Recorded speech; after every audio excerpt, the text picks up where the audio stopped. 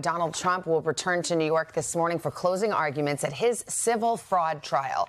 He will not be delivering part of the closing arguments, however, after his request was denied by the judge. Let's turn to NBC senior legal correspondent Jarrett. Laura, good morning. Hi. A defendant giving his own closing argument is pretty darn unusual. Unheard but of. In this case, the judge actually entertained it, was open to it for a moment. Explain what happened here. One of the dynamics in this trial that has been so unusual and fascinating to watch is what has gone on between the former president and the judge, because it's a bench trial. The judge is the one who is deciding his financial future, but now his lawyer is embroiled in this whole bizarre email exchange with the actual judge about whether the former president could do his own closing argument, even though he has competent counsel. And the judge's only requirement was that he stay on topic and that he not give any disparaging remarks. He was not willing to do that. So the judge has said he is not allowed to give his own closing argument. He can go in the hallway and talk, as he has done throughout this trial, but he is not allowed to do his own closing argument. It's a pretty snippy exchange between the lawyer and the judge, which the judge released. People can read it and judge for themselves. Yeah.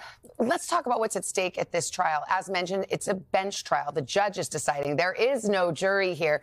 And already the key issue was fraud committed, has been decided, and the judge said yes. So now it's just a question of what's the penalty? This entire ordeal that we have seen for the last 3 months is all about money, and it's about control.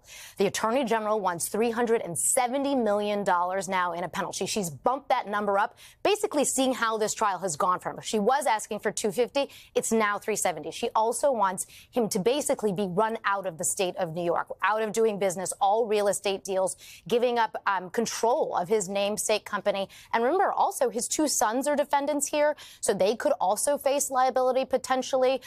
The judge has said he expects to rule in a written decision in the next couple weeks. All right, Laura, thank you very much.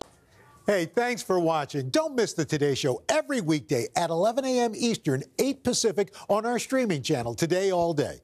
To watch, head to today.com/allday or click the link right here.